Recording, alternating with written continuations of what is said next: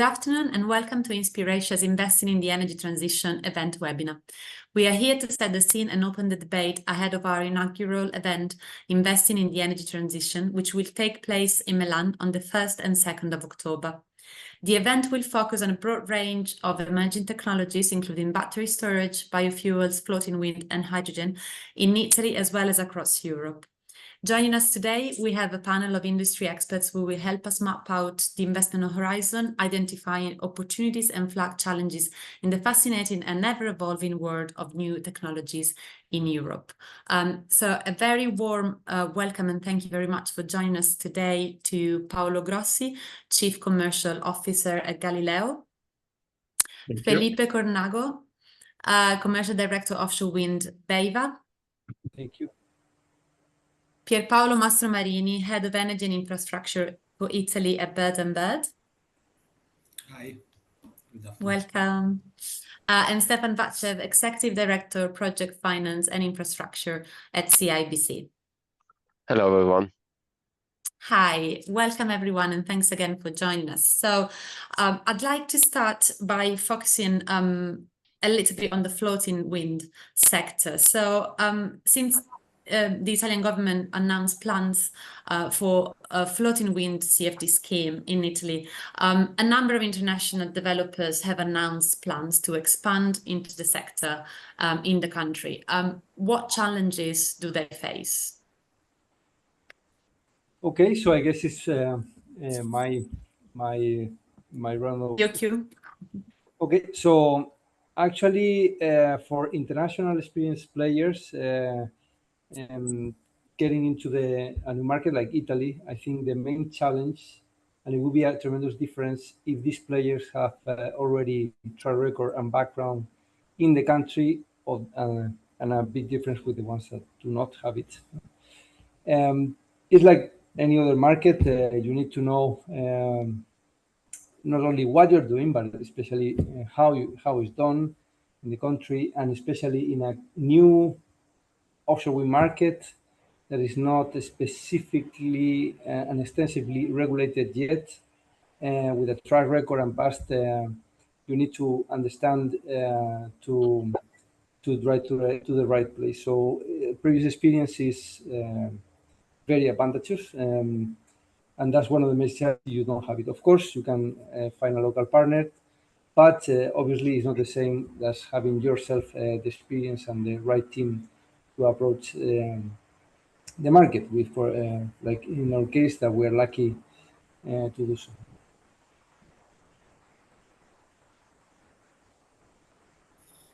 Yeah. Viola, go ahead, Pierpaolo. Please. Okay. From my personal experience, having worked on the first nearshore in the Italian market, of course, there is the main challenge is also related to the contractual side, in particular on the project contracts, to the selection, of course, of the supply chain. Since the experience, the lack of experience on the type of infrastructural project in the Italian sector, and the need of a lot of interaction between the maritime sector, let's say, and the construction sector, of course, is seen as a sort of risk within the market. In addition to that, there are certain risks related to the regulatory side. We know that the FAIR 2 decree has already been approved by the European Commission. It needs to be still confirmed. There are risk for the investors related to the indexation of and then the supply chain, but at the very same time, even those type of projects need to be assessed from a technical point of view. So let's say the perception of the risk related to the technology on the floating side, which is a market first in the Italian market, but only, let's say, we can say close to that across Europe.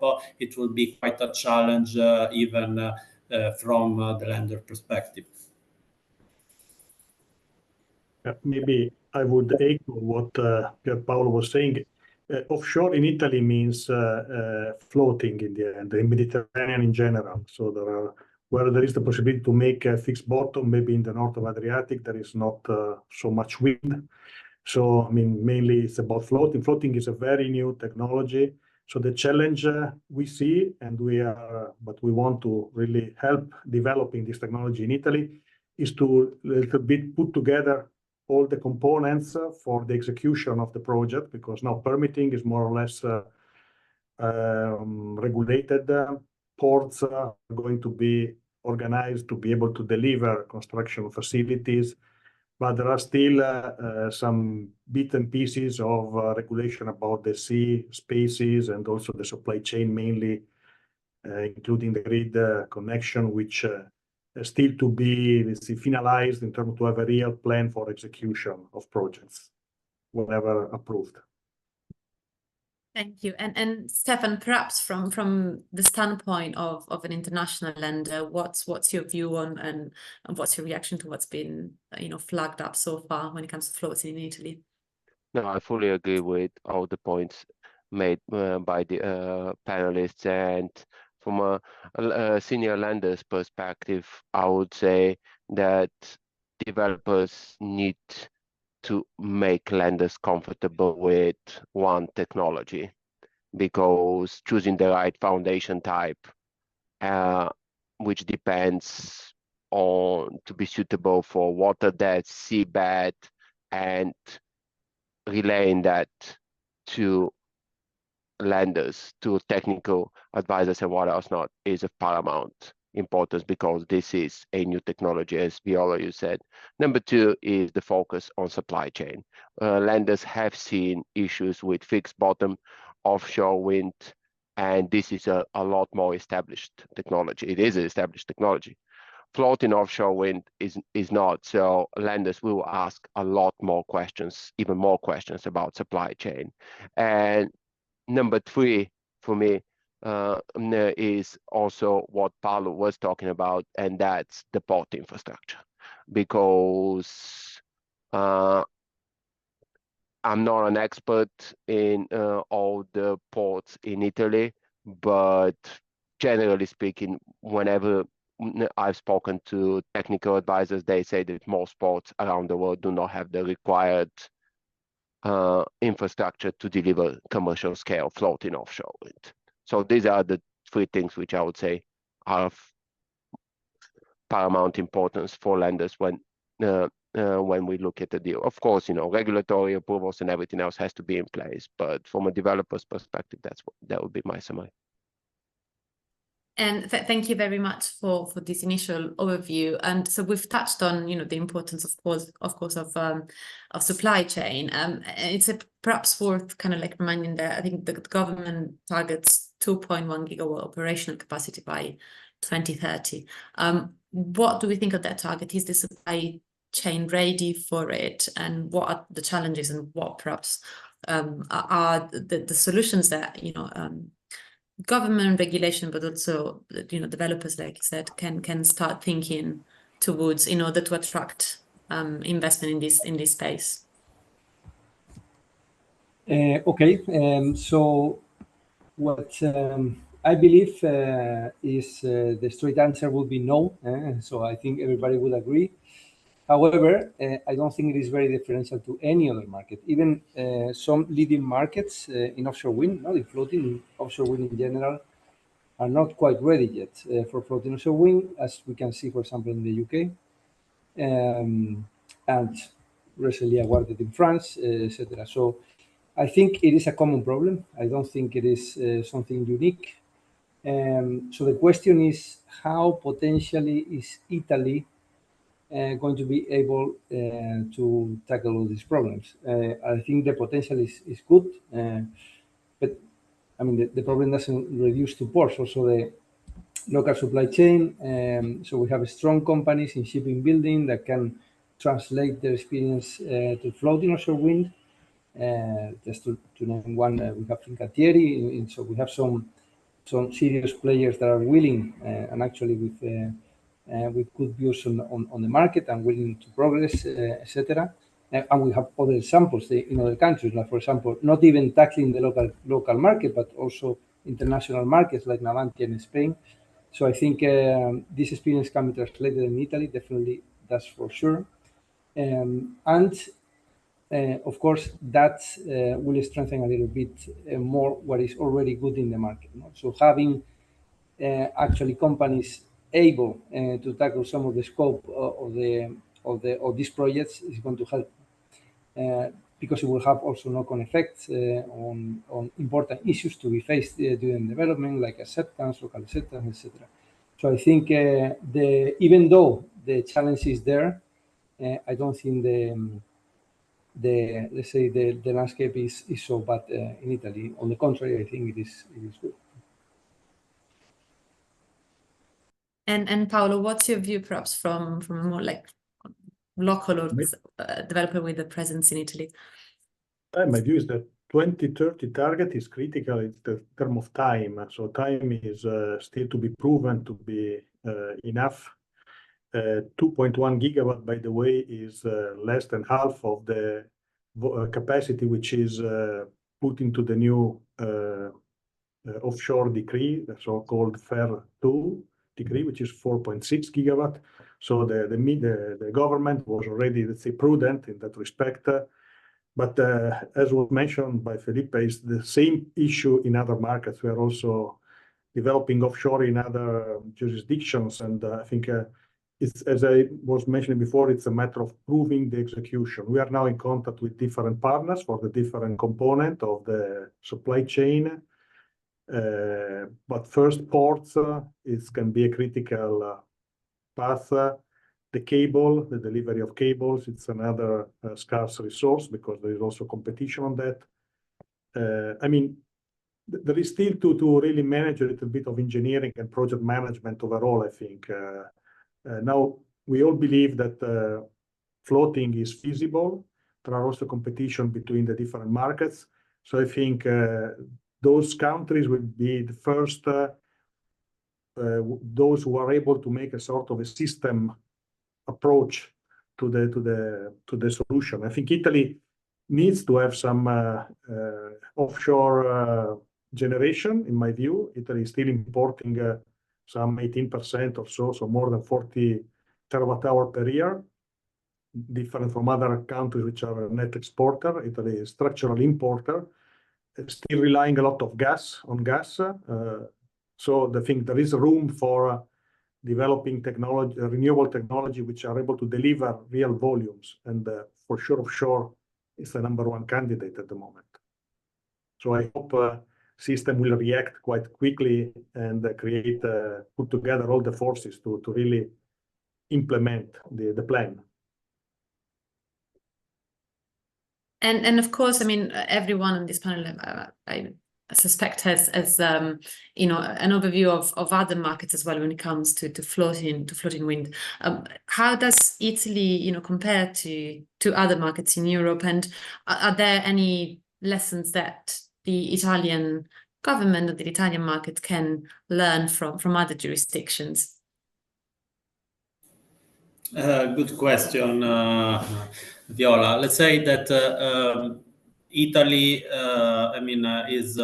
is reaching now these after a lot of countries have already launched tenders on offshores. I mean, the decision of the government initially was, to manage that through an incentive scheme procedure, so leaving each own investors to make its own decision on where to authorize a project, to locate a project on the basis of an internal feasibility study. So the approach seems a little bit different. There were also discussion about decision to select certain specific areas, to identify specific areas where the project could be located and constructed, but this is not apparently happening.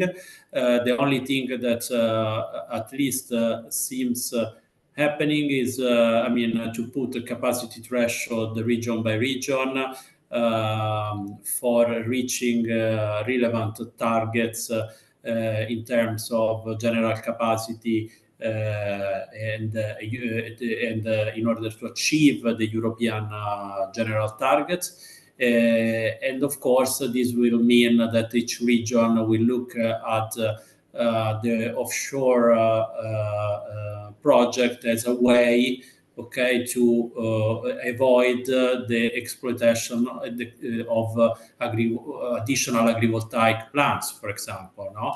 There's been a long discussion in the last few weeks in Sardinia, where the Sardinia region, for example, confirmed that half of the relevant capacity will be produced through offshore wind.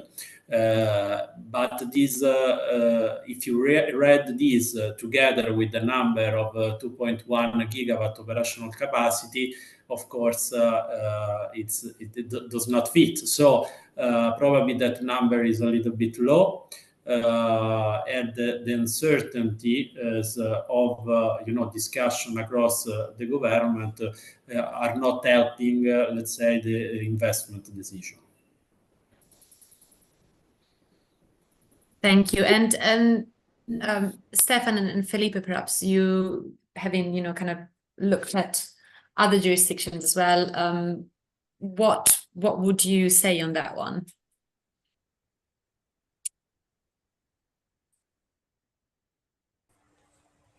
Well, I think this market is a bit particular, no, in the sense that it's allowed for the developers to proceed with their own proposals as opposed to a centralized tender. So it's a bit particular. However, it's true that there are some other aspects that are similar to centralized systems, and in this case, in the particular case, it will be for the tariff. No, so it will be centralized, which is an excellent news for the industry. But it has a little bit particularities. So there is not so much track record on this. However, there is a lot of experience accelerating the development. So I think, and probably the government has done so. So there is no virtue on reinventing the wheel. No? So there are other countries that have already a lot of experience, not with floating wind, but at the end of the day, it's offshore wind. So it's wind in the sea somehow. And what the difference has been as a new administration dealing with a new problem, how they have evolved over time to reduce the consenting timings, also the potential problems towards appeals, etc., to try to reduce to a manageable amount of time how long it takes from the project origination to the project realization. And it goes definitely in the favor of the country to apply some lessons learned. So it's not an easy task to do, and I'm pretty sure it will take some time to do so. But I'm pretty sure as well that it can be applied some lessons learned in other markets. Definitely yes. Thank you. And Stefan, what's CIBC's view and experience so far on floating wind? Is it a technology that you have, in Italy as well as elsewhere in Europe? Is it a technology that you have, financed a lot of projects in, or something that you are still kind of looking at? What's your view? We are still exploring floating offshore wind. We have not financed a floating offshore wind, and from what I know, there aren't many deals that actually have been financed by bank debt. There is one or two that I'm familiar. Multilateral banks have financed, but that's about it. And for me, what we are doing and what we have been doing internally within the bank is to keep up to speed of the technology for the last couple of years, speaking to technical advisors, speaking to legal advisors, so that when the opportunity and the technology becomes developed enough and mature enough for lenders, we can be part of the first large commercial financing for floating offshore wind. And if I go back, Viola, to your question, to your previous question, from a lender's perspective, what lenders care about is stable regulatory regime with good long-term contracted revenues or subsidies provided by the government. And governments have a lot of practice or can learn a lot from fixed bottom offshore wind, which has been a success globally.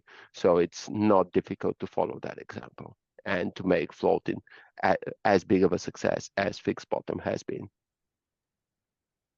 Thank you. And actually on the point on technology and comfort with the technology risk when it comes to floating wind, perhaps Pierpaolo, one for you, having access to like a broad range of players and perhaps international players, what do you feel is the perception of floating wind as a technology across a spectrum of investors? And I mean, it may vary, talking to a bank compared to an investor. What's been your experience talking to your clients, and how much have you heard from your clients about floating wind?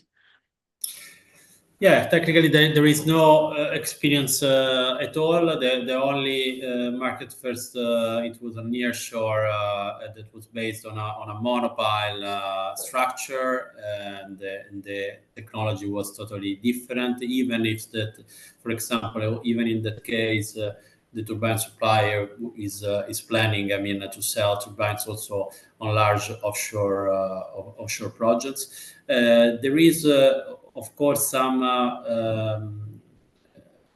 concerns from the operators because they don't know yet the technology. But this is not only an issue for Italy, if I understand well, speaking with my colleagues abroad and with my clients abroad. This is generally something that concern all the market in relation to floating offshore.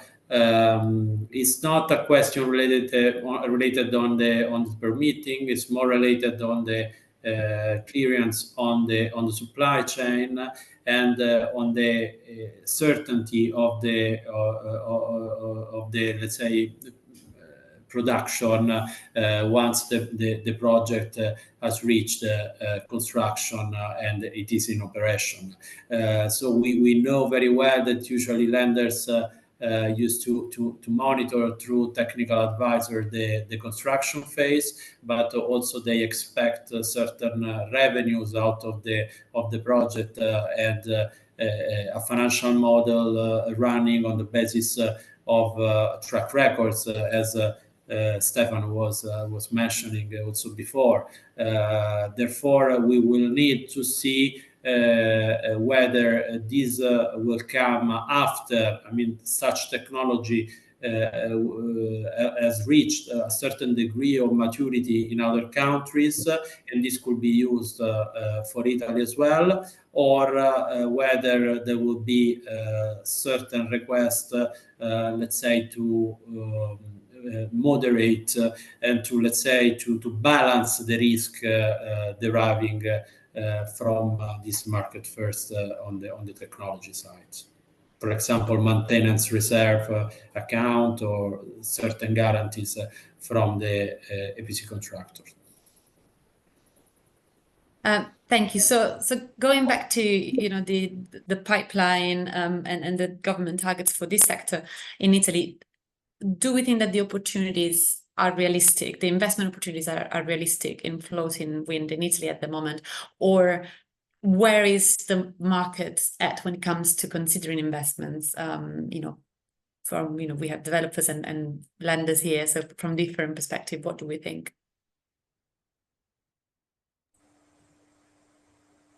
Do you want somebody in particular, or can I give it a shot? Yes, sorry, I was muted. Yes, go ahead. Anyone who's willing to go on this one. Okay, so you allow me. So for me, I think the straight answer would be yes. And why do I say yes? It's because the market fundamentals are there. No? So we have a market that you can actually have a full visibility of what you had to do regulation-wise until the project is constructed and operated. So there is a regulation in place. It's not specific for offshore just yet, of course, but at least it allows for a development. So this is rule number one.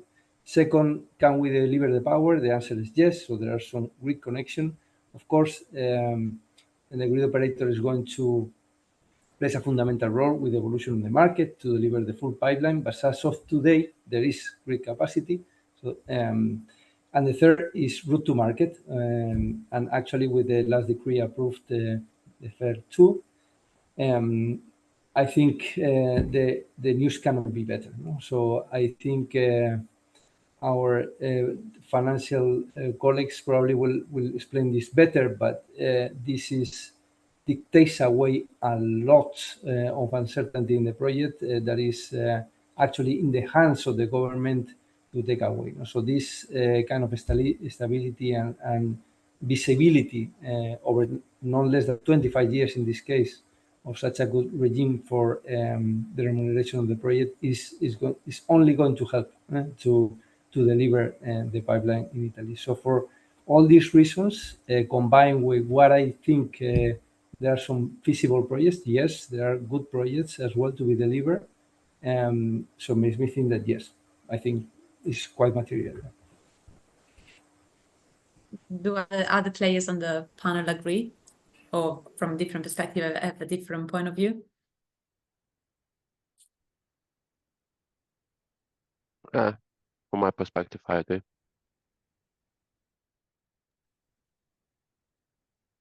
And perhaps another one for you, Felipe, from a developer's perspective. What do developers need to do to secure predictability and timelines for projects in this sector? Okay, so I was actually introducing this issue to what the path for a new market. Obviously, as I was saying, regulation is there, but obviously it's not perfect. So at the very beginning, things are going to be a little bit more difficult to predict what is going to happen and when. More or less, you can have visibility, but I don't think you have a smooth project already projected as you can have in other established markets, that you know more or less what happened in the past, what is coming in the future in terms of consenting and other permitting on the project. So this is probably going to help a lot. The decree is important, but having full visibility on how the tariff regime and what capacity, when it's going to happen, and in what conditions, the full details on that, I think that will definitely be an absolute game changer.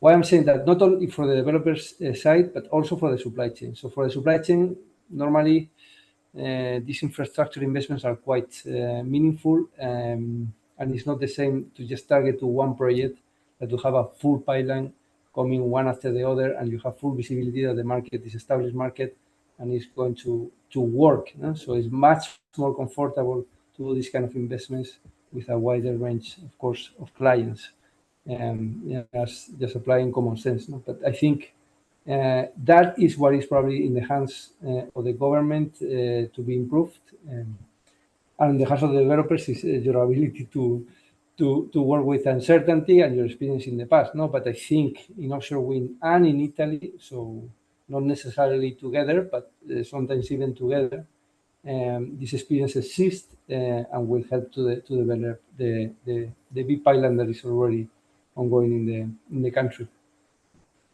Thank you. And Pierpaolo, from a legal advisor perspective, do you have any advice for developers trying to secure, predictability and timelines for projects in floating wind? Yeah, I mean, some of my clients which are developing a project, they are doing taking their own risk. They know very well that the cost under the development phase could be even quite high. So there is a certain, let's say, degree of risk which is connected to the type of project. So either you are a large international developer across Europe, or if you are a local developer that want to develop this kind of project, you need to know that there are certain type of cost, particularly related to the assessment to be done for the project that cannot be avoided.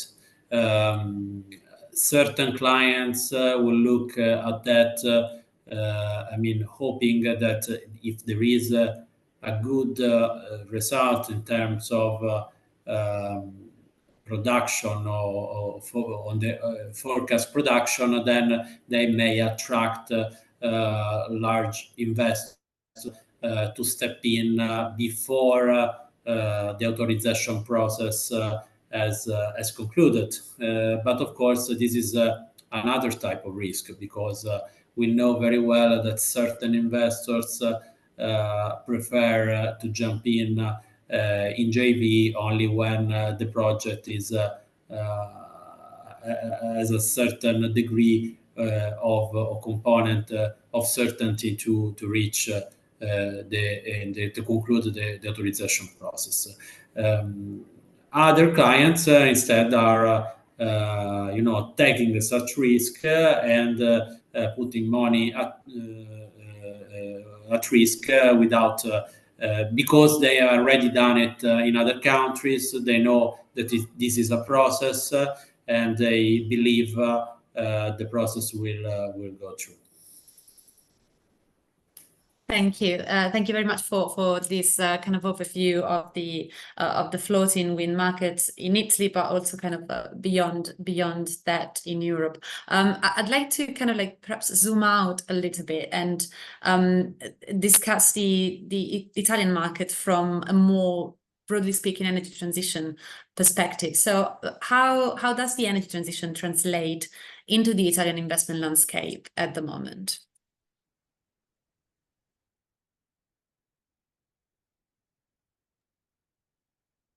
Who wants to go first? What sectors are the ones that are attracting, most interest, perhaps compared to like the more traditional ones? Yeah, I make it keen.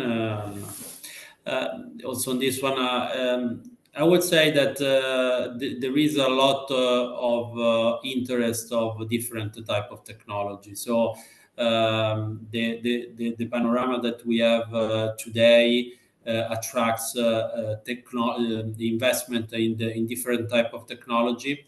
We know very well that there's been such a booming on the PV sector, but in the last couple of years, even BESS kicked in into the market, and there is a lot of interest in this kind of technology, because we know very well it will balance the grid, and it will help to stabilize future revenues on the electricity price. At the very same time, we know very well that the market is going towards hydrogen. It's a long run. I mean, it's not something that the investors are looking at immediately. But for example, we have some utilities clients which have already started doing some important investments. There are developers that have already started developing hydrogen valleys. We are on one of those in the south of Italy. So we know very well that the market at the European level is working. To go there. Which means that we will need a certain new regulatory landscape, incentive scheme. We will need to have certainty on the realization on the infrastructure side. So there will be a lot of players and shareholders to be considered for that process to go through. Then there is a very interest on biofuels. I have to say that in the last months, This is one of the hot topic. We are working very much on biomethane projects in Italy. Personally, I've been working on the biogas sector on the last 12, 13 years, on and off, but now there is a large request on biomethane. Those projects are quite complicated from a technical point of view. The players are different, the investors are different, the knowledge of the market and the certainty on the coverage of the supply chain is quite important, but this is attracting a lot of investment because it may give a little bit of stability on the revenue side thanks to the incentive scheme. If certain, let's say, condition, in particular the COD terms are reached within a certain timeline. Just to finalize that, to finish that on the energy transition in general, it's also important what's happening at European level, because the interaction between countries on the sale of the energy production, for example, also on the offshore side, it will be very important between Italy and other countries. So interconnectors will play a very important role in that respect. And there is still a lot to do on the regulatory side from that point of view. Thank you. It's it's definitely interesting to hear you mentioning biofuels and biomethane, because it's one that we've heard about quite a lot when it comes to Italy, and it's one of the streams that we are going to host as part of this event. So thanks for mentioning that. And Stefan and Felipe, perhaps from your perspective as international players looking at Italy, I know some of you have gone for floating, but what other when you think Italy and energy transition and future opportunities from an international player standpoint, what do you think and where do you see best opportunities? I mean, from a lender's perspective,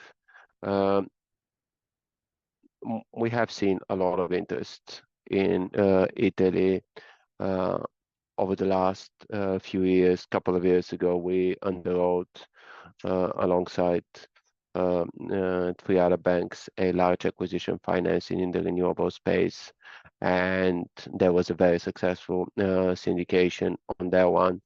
And the financing was about €1 billion. This year, we were supporting 1 billion for onshore wind, and again we looked to provide 100% underwrite. At the end, the deal happened to be a club deal, but again there was a lot of interest amongst lenders, and we see interest amongst both banks and institutional investors, with the fact that for institutional investors which don't have presence in Italy, it is a slight problem from a regulatory perspective, but there are ways to structure around that. Thank you, Felipe. What's your standpoint? Well, so my area of expertise unfortunately reduces a little bit to offshore wind and wind in general, but so I don't have such a general view, unfortunately. However, what I can say is, and advocating a little bit for the floating offshore wind, is the potential that brings to place, no? Because for a start, it has opened up opportunities that didn't exist in the past, and full markets that didn't exist in the past. So offshore wind existed, yes. Did it exist for Italy? No. Why now exists for Italy? Because we have a technology that can actually do it and bring this benefit to a new market. So if we extrapolate that to the globe, I think there is tremendous potential, and that I'm sure sooner or later in different markets will take protagonism. So it has a lot of virtues. Of course, it has a concentration of big capacity that can replace other not discerning anymore technologies to replace it. Of course, it has the problems that bring with this big capacity, which is great infrastructure that has to be upscaled, and in some markets this is already happening. In the UK, we have a tremendous bottleneck. But in any case, is as it is concentrated, is also easier to plan and give a solution. So I think that's probably what I can say and what I can add. Thank you. And Pierpaolo, perhaps one for you as as an Italy-based player in the panel. What's in terms of the ratio between local players versus international players? Of course, we've heard and we've seen how international players have perhaps a renewed interest in the Italian market in certain sectors because of upcoming changes on the regulatory side of things. But what's the ratio at the moment between local players and international players when it comes to the financing market? And have you seen a shift, or are you expecting to perhaps see a shift in that ratio in the near future? Yeah, there's been a lot of interest, a lot of new players coming into the Italian market, in particular on the through debt funds. So investment debt funds have honestly changed a little bit the game. So there are more, let's say, competitors into the market to the classic Italian banks or international banks. Sometimes the target is different, the structure offered are different. They may take a little bit of more risk, for example, on the development or construction side. But this is, of course, confirmed also on the interest rate, on the margin that will apply on the financing.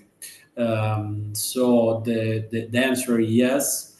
There are a lot of new potential players. There are also some Italian debt funds, honestly, that are offering this type of service now. But the interest from, I would say, French debt funds, for example, in the last couple of years has been very relevant, and they are participating very actively and have set also their own, let's say, office in Italy to be closer to the clients, because they understand that this is a peculiarity of the Italian market. You need to be closer to the clients, and those are asset-based financing. You need to know a little bit of the regulatory sector and how this is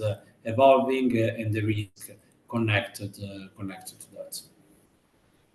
Thank you, Pierpaolo. And Paolo, I was asking, the Italy-based players on the panel to perhaps give us a bit of an account of what the financing market looks like at the moment when it comes to international players versus local players, and whether you have seen a shift and a change in those dynamics. Pierpaolo was touching a little bit on more international debt players looking at the Italian markets. What's been your experience from a developer standpoint?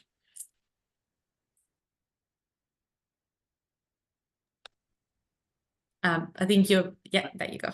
My experience is that the international players are quite active in the Italian market, as well as the major local players. Normally, there is a combination of local developers which can combine experience with the international capital. But I think that's the model which I see works better in this stage.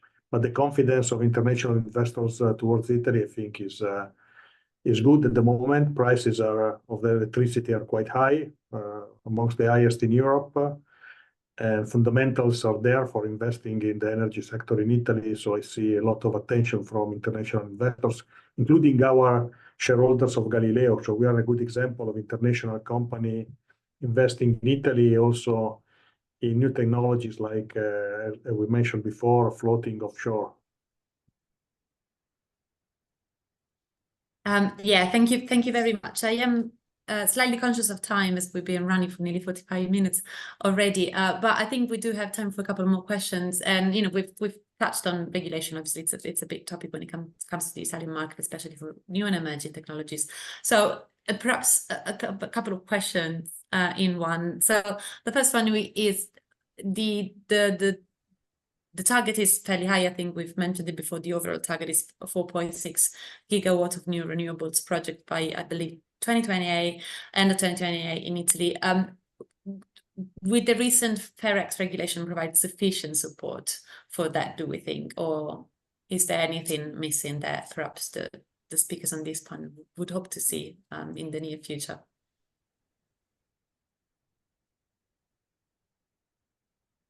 Maybe I can start from that. So the 4.6 gigawatt of offshore is effect of the emerging technologies effect, and then FERX complement this other decree with more long-term view. The volumes are quite high. I think it's important for us as developer and investors to have a visibility over the future, let's say 5 years until end of 2028, 2029 in terms of auctions. And yeah, the point is that recently there is a little bit of different issues on the permitting phase quite recently, more especially developing the capability of developing PV on agricultural land. And this can be really a threat in reaching all the volumes which are auctioned. That would be in the end that the competition will not be as big as we were expecting before. But yeah, we are very happy as operator and also as association that finally we can discuss about a long-term program for the development of renewable energy in Italy, in the country.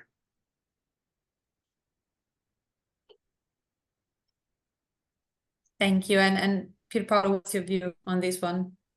Is there enough? Yeah, no, I totally agree with Paolo's view. I mean, let's say the focus on the relevant market it does not give the let's say a good predictability on the outcome of all the investment which have been already put on the ground from the investors. The response from the government at the moment it gives uncertainty to the public, and it of course there are a lot of investors which are already at a very good point in terms of stage or maturity of project, and they hope that they will go through. But there is a lot to do still. I mean,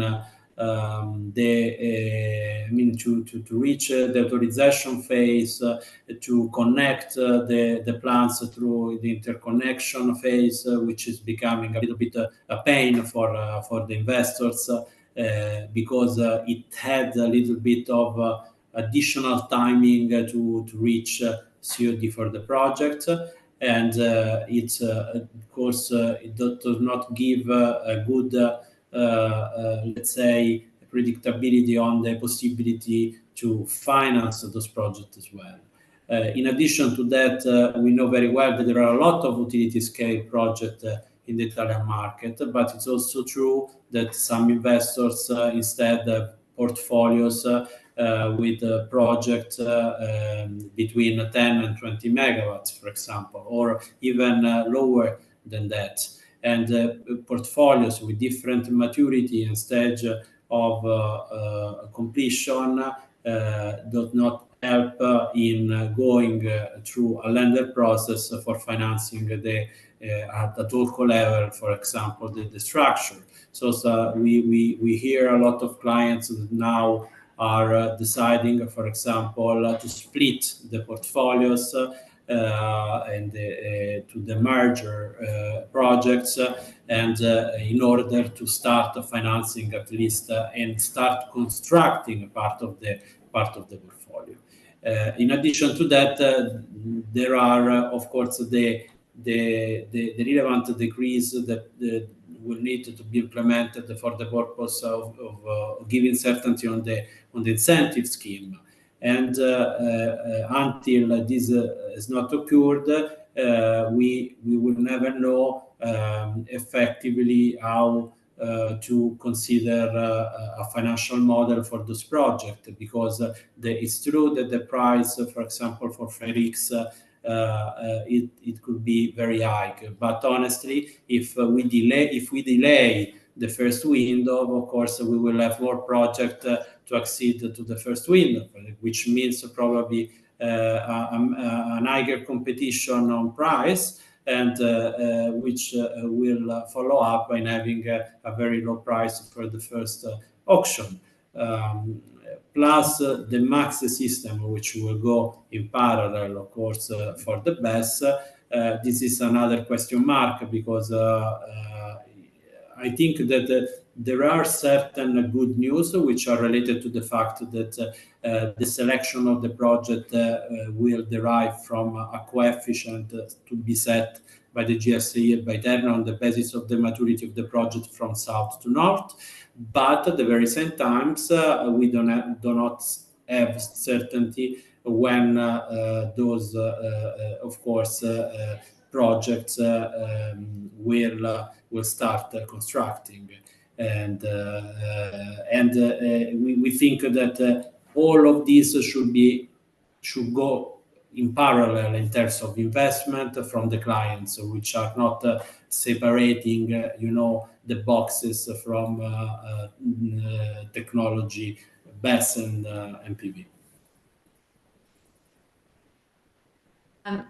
Thank you very much, Pierpaolo. I think we're running out of time. Everyone has been very generous with their time today, and thank you very much for coming on this pre-event webinar to help us map out the landscape for investing in the energy transition. We very much look forward to seeing everyone on this panel and obviously beyond in Milan on the 1st and 2nd of October. And thank you very much once again to all of the panelists today. Thank you, Stefan, Felipe, Paolo, and Pierpaolo for joining us. Thank you very much. Thank you.